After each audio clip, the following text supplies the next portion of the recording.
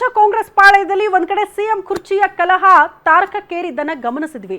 ಇನ್ನು ಬಿಜೆಪಿ ಪಾಳಯದಲ್ಲಿ ಎಲ್ಲವೂ ಸರಿಯಾಗಿದೆಯಾ ಅಂದ್ರೆ ಖಂಡಿತ ಇಲ್ಲ. ಅಲ್ಲೂ ಕೂಡ ರಾಜ್ಯಾಧ್ಯಕ್ಷರನ್ನ ಕೆಳಗಿಳಿಸಬೇಕು ಅಂತ ಸತತವಾಗಿ ಒಂದು ಬಣ ನಿರಂತರವಾಗಿ ಪ್ರಯತ್ನ ಮಾಡ್ತಾ ಇದೆ. ದೆಹಲಿ ಹೋಗೋದೇನು, ವರಿಷ್ಠರ ಮೇಲೆ ಒತ್ತಡ ತರೋದೇನು, ಇರುವಂತ ದಾರಿಗಳನ್ನ ಕಂಡುಕೊಳ್ಳೋದೇನು, ಇಂಥ ಸತತ ಪ್ರಯತ್ನಗಳು ರೆಬಲ್ಸ್ ಇಂದ ಆಗ್ತಾನೆ ಇದೆ. ರಾಜ್ಯದಲ್ಲಿ ರೆಬಲ್ ಹೈ ನಾಯಕರ ಬಳಿ ಸಾಫ್ಟ್ ಗೇಮ್ ಅಂತೆ.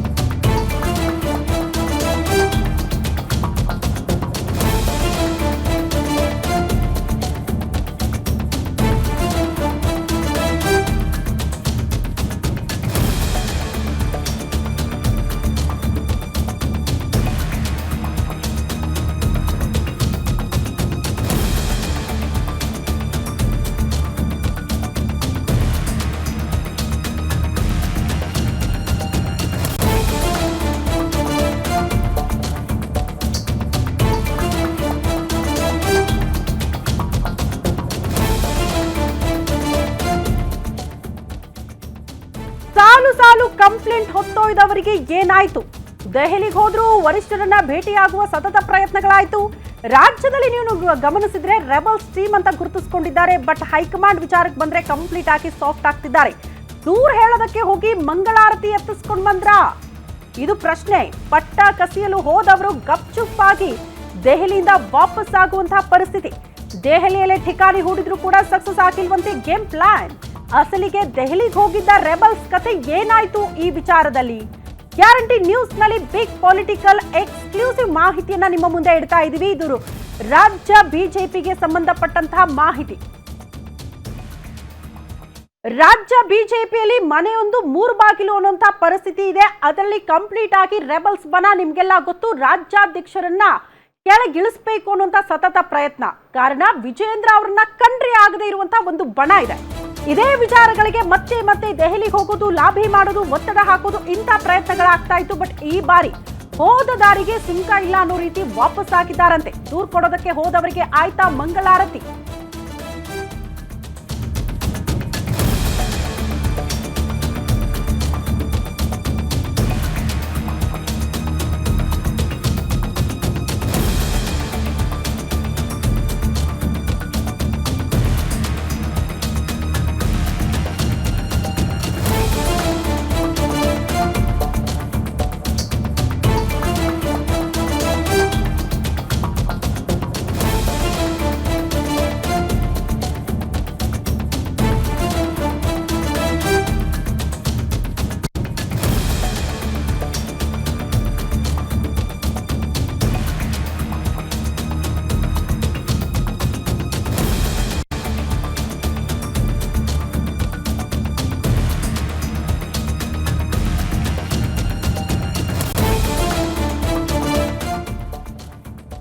ರೆಬಲ್ಸ್ ಅಂದುಕೊಂಡಿದ್ದೇ ಒಂದು, ಅಲ್ಲಿ ಆಗಿದ್ದೇ ಮತ್ತೊಂದಂತೆ.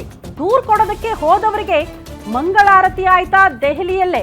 ವಿಜೇಂದ್ರ ವಿರುದ್ಧ ದೂರು ಹೇಳೋದಕ್ಕೆ ಹೋಗಿದ್ರಂತೆ ರೆಬಲ್ಸ್. ಅವ್ರನ್ನ ಯಾವುದೇ ಕಾರಣಕ್ಕೂ ರಾಜ್ಯಾಧ್ಯಕ್ಷ ಪಟ್ಟದಲ್ಲಿ ಮುಂದುವರಿಸಬಾರದು, ಕೆಳಗಿಳಿಸಬೇಕು ಅಂತ ಕೇಂದ್ರ ಸಚಿವ ವಿ ಸೋಮಣ್ಣ ಎಚ್ ಡಿ ಕುಮಾರಸ್ವಾಮಿ ಜೊತೆಗೂ ಮಾತನಾಡಿದ್ದಾರೆ. ನಿಮ್ಮ ಪಕ್ಷದ ವಿಚಾರಕ್ಕೆ ನಾವು ತಲೆ ಹಾಕಕ್ ಹೋಗಲ್ಲ ಅಂತ ಎಚ್ ಡಿ ಕುಮಾರಸ್ವಾಮಿ ಹೇಳಿ ಕಳಿಸ್ಬಿಟ್ರು.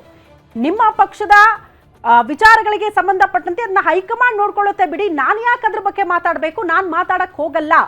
ನಮ್ಮಲ್ಲಿ ಏನಿರೋದು ಕೂಡ ಮೈತ್ರಿ ವಿಚಾರ. ಮೈತ್ರಿ ವಿಚಾರಕ್ಕೆ ಸಂಬಂಧಪಟ್ಟಂತೆ ಮಾತ್ರ ನಾನು ಮಾತಾಡ್ತೀನಿ. ನಿಮ್ಮ ಪಕ್ಷದ ಆಂತರಿಕ ವಿಚಾರಗಳ ಬಗ್ಗೆ ಮಾತನಾಡೋದಕ್ಕೆ ನಾನು ಸಾಧ್ಯ ಇಲ್ಲ ಅಂತ ಎಚ್ ಡಿ ಕುಮಾರಸ್ವಾಮಿ ಅವರು ರೆಬಲ್ಸ್ ಭೇಟಿಯಾದಂತಹ ಸಂದರ್ಭದಲ್ಲೇ ಇದೇ ವಿಚಾರಗಳನ್ನ ಹೇಳಿ ಕಳಿಸಿದ್ದಾರಂತೆ. ಹಾಗಾಗಿ ರೆಬಲ್ಸ್ ಹೋಗಿರುವಂತಹ ವಿಚಾರಗಳು ಯಾವುದು ಕೂಡ ಕೈಗೂಡ್ದಂಗೆ ಕಾಣಿಸ್ತಾ ಇಲ್ಲ. ಯಾಕಂದ್ರೆ ವರಿಷ್ಠರು ಇವ್ರನ್ನ ಹತ್ರಕ್ಕೆ ಬಿಟ್ಕೊಳ್ತಾ ಇಲ್ಲ. ನೀವು ಯಾರು ಏನೇ ಹೇಳಿದ್ರು ಕೂಡ ಸೈಲೆಂಟ್ ಆಗಿರಬೇಕು, ಯಾರು ಕೂಡ ಬಹಿರಂಗವಾಗಿ ಪಕ್ಷದ ಆಂತರಿಕ ವಿಚಾರಗಳ ಬಗ್ಗೆ ಮಾತನಾಡಬಾರದು ಅಂತ ಹೇಳಿ ಕಳಿಸೋ ಮೂಲಕ ಒಂದರ್ಥದಲ್ಲಿ ವಿಜೇಂದ್ರ ಬಿಟ್ರೆ ಯಾರು ಕೂಡ ಸೂಕ್ತರಿಲ್ಲ ವಿಜೇಂದ್ರ ರಾಜ್ಯಾಧ್ಯಕ್ಷ ಪಟ್ಟಕ್ಕೆ ಅನ್ನುವಂತ ಸೂಚನೆಯ ಮೇರೆಗೆ ರೆಬಲ್ಸ್ ಅನ್ನ ವಾಪಸ್ ಕಳಿಸಿದ್ರ ಅನ್ನೋದು ಕೂಡ ಪ್ರಶ್ನೆ. ಈ ಬಗ್ಗೆ ಮತ್ತಷ್ಟು ಡೀಟೇಲ್ಸ್ ಅನ್ನ ಕೊಡ್ತಾ ಹೋಗ್ತಾರೆ ನಮ್ಮ ಪ್ರತಿನಿಧಿ ಕವನ. ನೇರ ಸಂಪರ್ಕದಲ್ಲಿ ಜಾಯಿನ್ ಆಗ್ತಿದ್ದಾರೆ ನ್ಯೂಸ್ ರೂಮ್ ಇಂದ.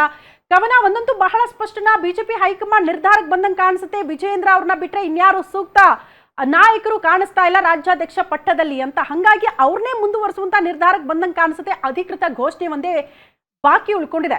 ಹಂಗಾಗಿ ರೆಬಲ್ಸ್ ಏನೇ ತಂತ್ರಗಾರಿಕೆಯನ್ನ ಮಾಡಿದ್ರು ಕೂಡ ಅದು ವರ್ಕೌಟ್ ಆಗ್ತಾ ಇಲ್ವಾ, ಹೇಗೆ? ಶ್ರುತಿ, ರಾಜ್ಯ ಬಿಜೆಪಿಯಲ್ಲಿ ಸಾಕಷ್ಟು ದಿನಗಳಿಂದಲೂ ಕೂಡ ರಾಜ್ಯಾಧ್ಯಕ್ಷರ ಬದಲಾವಣೆ ವಿಚಾರ ಕೇಳಿ ಬರ್ತಾ ಇದೆ. ಅದೇ ರೀತಿಯಾಗಿ ಬಿಹಾರ್ ಚುನಾವಣೆಯ ನಂತರ ರಾಷ್ಟ್ರೀಯ ಅಧ್ಯಕ್ಷರ ನೇಮಕದ ನಂತರವೇ ರಾಜ್ಯಾಧ್ಯಕ್ಷರ ನೇಮಕ ಅನ್ನುವಂತಹ ಚರ್ಚೆಗಳು ಸಹ ಆಗ್ತಾ ಇತ್ತು.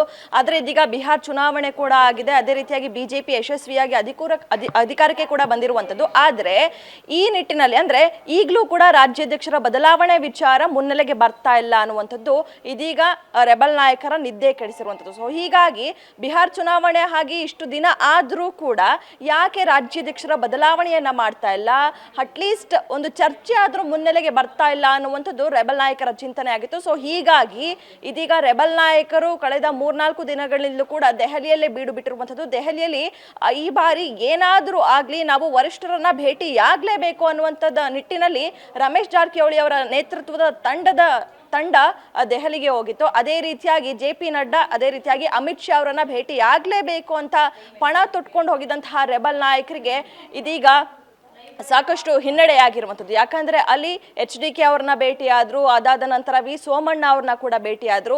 HDK ಅವರ ಬಳಿ ಮನವಿಯನ್ನ ಕೂಡ ಮಾಡಿರುವಂಥದ್ದು. ಅಂದ್ರೆ ನಮ್ಮನ್ನ ವರಿಷ್ಠರ ಭೇಟಿಗೆ ಅವಕಾಶ ಮಾಡಿಕೊಡಿ ನಮಗೆ ಅನ್ನುವಂತಹ ವಿಚಾರವನ್ನ, ಮನವಿಯನ್ನ ಕೂಡ HDK ಮುಂದೆ ಇಟ್ಟಿದ್ದಾರೆ. ಇದರ ಜೊತೆಗೆ ರಾಜ್ಯಾಧ್ಯಕ್ಷರ ಬದಲಾವಣೆ ವಿಚಾರದಲ್ಲಿ ನೀವು ಕೂಡ ಎಂಟ್ರಿ ಆಗಿ ನಮಗೆ ಸಹಾಯ ಮಾಡಿ ಅನ್ನುವಂತಹ ಮನವಿಯನ್ನ ಕೂಡ HDK ಬಳಿ ಮಾಡಿದ್ರು. ಆದ್ರೆ HDK ಇದು ನಿಮ್ಮ ಪಕ್ಷದ ವಿಚಾರ, ನಾನು ನಿಮ್ಮ ಪಕ್ಷದ ವಿಚಾರವಾಗಿ ಎಂಟ್ರಿ ಆಗೋದಕ್ಕಾಗಲ್ಲ, ನಿಮ್ಮ ಪಕ್ಷದಲ್ಲೇ ಸಾಕಷ್ಟು ಹಿರಿಯ ನಾಯಕರಿದ್ದಾರೆ, ಅದೇ ರೀತಿಯಾಗಿ ವರಿಷ್ಠರಿದ್ದಾರೆ, ನೀವೇ ಬಗೆಹರಿಸ್ಕೊಳ್ಬೇಕು ಅನ್ನುವಂಥದ್ದನ್ನ HDK ಹೇಳಿದ್ರು. ಸೊ ಹೀಗಾಗಿ ರಾಧಾ ಮೋಹನ್ ದಾಸ್ ಅಗರ್ವಾಲ್ ಅವರನ್ನ ಭೇಟಿಯಾಗಿದ್ದಂತಹ ರೆಬಲ್ ನಾಯಕರಿಗೆ ಇದೀಗ ಮತ್ತಷ್ಟು ಹಿನ್ನಡೆ ಆಗಿರುವಂಥದ್ದು. ಯಾಕಂದ್ರೆ ಅಂದ್ರೆ ರಾಜ್ಯಾಧ್ಯಕ್ಷರ ಬದಲಾವಣೆ ವಿಚಾರ ನಮಗ್ ಬಿಡಿ, ನೀವೇನಿದ್ರು ಸಂಘಟನೆಯತ್ತ ಗಮನ ಕೊಡಿ, ಅದೇ ರೀತಿಯಾಗಿ ಮಾಧ್ಯಮಗಳಲ್ಲಿ ಎಲ್ಲೂ ಕೂಡ ಬಹಿರಂಗವಾಗಿ ಹೇಳಿಕೆ ಕೊಡಬೇಡಿ, ಪಕ್ಷದ ವೇದಿಕೆಯಲ್ಲೇ ಎಲ್ಲವನ್ನ ಕೂಡ ಚರ್ಚೆ ಮಾಡಬೇಕು, ರಾಜ್ಯಾಧ್ಯಕ್ಷರ ವಿಚಾರವನ್ನ ಯಾವ ಸಂದರ್ಭದಲ್ಲಿ ಮಾಡಬೇಕು ಅನ್ನುವಂಥದ್ದು ನಮಗೆ ಗೊತ್ತು ಅನ್ನುವಂತಹ ವಿಚಾರವನ್ನ ಖಾರವಾಗಿಯೇ ರೆಬಲ್ ನಾಯಕರಿಗೆ ಇದೀಗ ರಾಜ್ಯ ಉಸ್ತುವಾರಿ ರಾಧಾ ಮೋಹನ್ ದಾಸ್ ಅಗರ್ವಾಲ್ ಹೇಳಿ ಕಳಿಸಿದ್ದಾರೆ ಅನ್ನುವಂಥದ್ದು. ಯಾಕಂದ್ರೆ ಸಾಕಷ್ಟು ಬಾರಿ ರೆಬಲ್ ನಾಯಕರು ದೆಹಲಿಗೆ ಹೋಗ್ತಾ ಇದ್ರು, ಭೇಟಿಯಾಗದೆ ಅದೇ ರೀತಿಯಾಗಿ ವಾಪಸ್ ಬರ್ತಾ ಇದ್ರು. ಸೊ ಹೀಗಾಗಿ ಈ ಬಾರಿ ಭೇಟಿಯಾಗಿದ್ರು ಕೂಡ ಎಲ್ಲೋ ಒಂದ್ ಕಡೆ ರೆಬಲ್ ನಾಯಕರ ಪ್ರಯತ್ನ ವಿಫಲವಾಗಿರುವಂಥದ್ದು. ಶ್ರುತಿ, ಓಕೆ ಕವನ, ಧನ್ಯವಾದಗಳು ತಮ್ಮೆಲ್ಲ ಮಾಹಿತಿಗೆ. ಇದು ರಾಜ್ಯ ಬಿಜೆಪಿಯಲ್ಲಿ ಆಗ್ತಾ ಇರುವಂತಹ ಬೆಳವಣಿಗೆ.